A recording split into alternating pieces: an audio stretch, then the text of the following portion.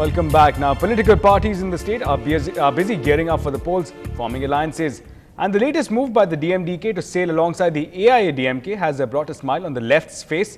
Steering back to the 2009 pre-poll rhetoric of an anti-Congress, anti-BJP alliance, the CPM State Secretary G. Ramakrishnan welcomed the DMDK's decision to align with the AIADMK for the upcoming polls. In the coming assembly election, our party is of the opinion that we should have a broad alliance of non-Congress, non-BJP parties, democratic parties in Tamil Nadu. So in this connection, I welcome DMDK deciding to have understanding seat adjustment with ADMK. They met ADMK leaders yesterday and held talks on seat sharing. So to defeat DMK Congress alliance in the ensuing assembly election, I welcome the DMDK to join hands with the ADMK-led front. Well, meanwhile, even as the opposition is shoring up support, the DMK chief is trying a master stroke of a different kind. Singing the minority tune, Chief Minister Karunanidhi wrote to the Prime Minister demanding that Dalit Christians be treated at par with other Dalits. Now, Karunanidhi argued that benefits made available to scheduled castes should be extended to those converting to Christianity by including them in the list of scheduled castes by passing an act in the parliament. Now, having put forth these arguments way back in 1996, the Chief Minister now demands the personal intervention of the Prime Minister in this issue. Well, in more news from the city, hundreds of government employees and government contract workers were lathi-charged and arrested as they attempted to lay siege to the Secretariat.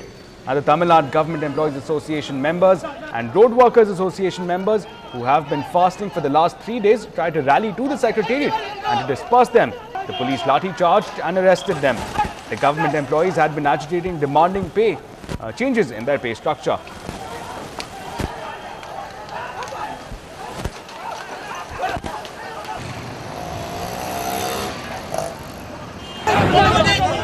நாங்கள் தமிழக முதல்வரை அவருடைய புதிய தலைமைச் செயலகத்தை சந்திப்பது என்ற அடிப்படையில் நாங்கள் தலைமைச் செயலகம் நோக்கி வந்து கொண்டிருந்தோம். அப்பொழுது காவல்துறையினரால் தடுத்து நிறுத்தப்பட்டு தடியடி நிறுத்தப்பட்டு பல தோழர்கள் மண்டையில் காயம் ஏற்பட்டும் உடலில் காயப்படுத்தி இருக்கிறார்கள்.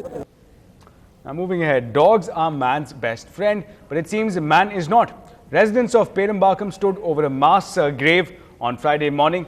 Over 60 street dogs had been ruthlessly injected with poison and buried in the grave where these dogs may have dug or bones while alive. Now, this shocking incident took place just a few kilometers outside of Chennai. Pratiksha Ramkumar brings us this report. Rigid carcasses of 20 community dogs deliberately buried in this 6-foot deep grave. A horrifying act and a heart-rending sight that has left residents speechless. The Blue Cross is trying to solve the mystery behind this mindless mass murder. We are told that at least 40 more dogs lie buried inside. The dogs themselves haven't decomposed too much, so we would say about yesterday, and our information would say about yesterday as well.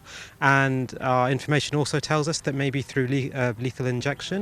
Villagers confirm that the ghastly operation began Thursday morning when the street dogs were rounded up. Sources allege that the village panchayat is responsible for this terrible inhumanity to dogs.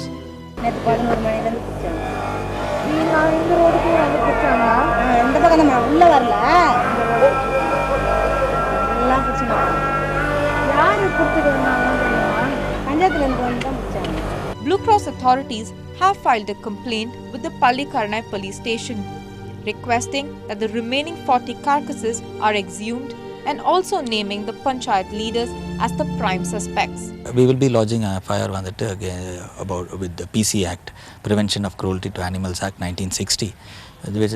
If the perpetrators are nabbed, they will be punished up to 3 months of imprisonment. A 3-month imprisonment for murdering 60 healthy dogs in cold blood is clearly not justice enough.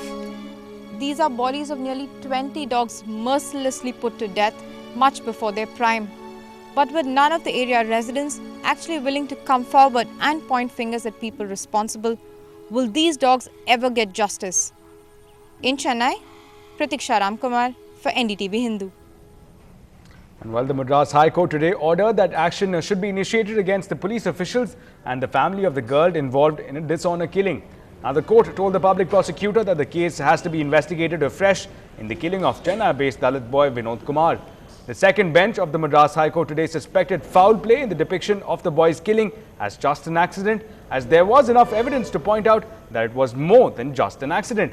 Vinod Kumar eloped with a caste Hindu girl Lakshmi and was later killed in what the Nanganeri police station called a freak accident.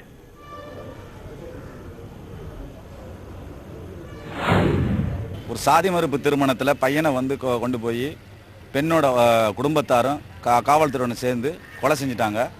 அதை வந்து கொலை இல்லை accident சொல்லிட்டு மறைச்சாங்க. நாங்கள் நேரடியாக போய் investigate பண்ணதில் என்னுடைய ஜூனியர் சரவணகுமார் அவர்கள் வந்து ஒரு அஃபிடவிட் தாக்கல் பண்ணியிருக்காங்க. இன்றைக்கி இந்த அஃபிடவிட் வந்து எலிபி தர்மராவ் மற்றும் கிருபாகரன் அவர்கள் முன்னாடி விசாரணைக்கு வந்துச்சு. அவர் என்ன சொல்லிட்டாங்கன்னா, இந்த அஃபிடவிட்டை பார்த்துட்டு இம்மீடியட்டாக அந்த பொண்ணோட அப்பா ரத்னபாண்டிய நாடாரை கைது பண்ணணும். கைது பண்ணி நாங்கள் கேட்டுக்கிற டெபுட்டி சூப்பரண்ட் ஆஃப் போலீஸ் மேலே எங்கள் அஃபிடவிட்டை பேஸ் பண்ணி யார் யாரை சொல்லியிருக்கோமோ அவங்க மேலாம் உரிய நடவடிக்கை கைது செய்து உரிய நடவடிக்கை எடுக்கணும்னு சொல்லியிருக்காங்க. And in some national news, former telecom minister Arun Shourie met the CBI officials today in connection with the 2G spectrum scam. He has submitted a 50-page document that details his account of the 2G scam. He dismissed allegations in the government's 2G report, which said that the trial rules had been tweaked during Shourie's tenure. Now, Arun Shourie said that his advice to Raja would be to turn approver. In some news from Libya now, fierce fighting between Gaddafi loyalists and anti-government protesters near the Libyan capital last night. Protesters took control of major parts of Tripoli. In a rambling appeal for calm, Gaddafi blamed the revolt on an Al-Qaeda leader, Bin Laden. Reports of Gaddafi losing control of major centers in the east, including Benghazi, Misrata, as well as Zuara in the west, also falling, brought the tide of rebellion closer to Gaddafi's power base. Now, France's top human rights official said that up to 2,000 people might have already died so far in the uprising since the 15th of this month. Now, the Swiss government said that it had frozen assets belonging to Gaddafi and his family. US, Europe and other countries meanwhile scrambled to evacuate their people working in Libya.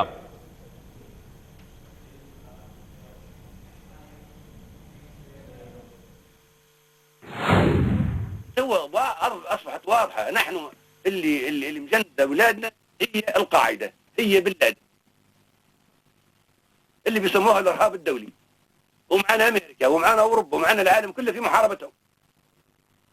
يا أخي إحنا لك كم نسمع كلام يقول لك ما فيش، هذول اسمهم مسلحين وإرهابيين، ما فيش أي عمي يرحمني معاهم. لكن إحنا قلنا لهم هذول أولادنا هم يقولوا مطلوبين، هذول مطلوبين عند أمريكا. اللي في قرنا مطلوب في غوانتنامو كان. US President Barack Obama will talk to leaders of Britain and France about the crisis in Libya as Washington keeps all options open, including sanctions as well as military action. Now, the United States is working to build consensus for action against Libya's government, which Obama has condemned for outrageous violence against its own people. Now, Secretary of State Hillary Clinton will fly to Geneva for a meeting for the Human Rights Council on Monday. Well, as a direct impact of the Libyan crisis, prices of commodities such as gold and silver prices have been going up. Let's take a look at how they were doing today.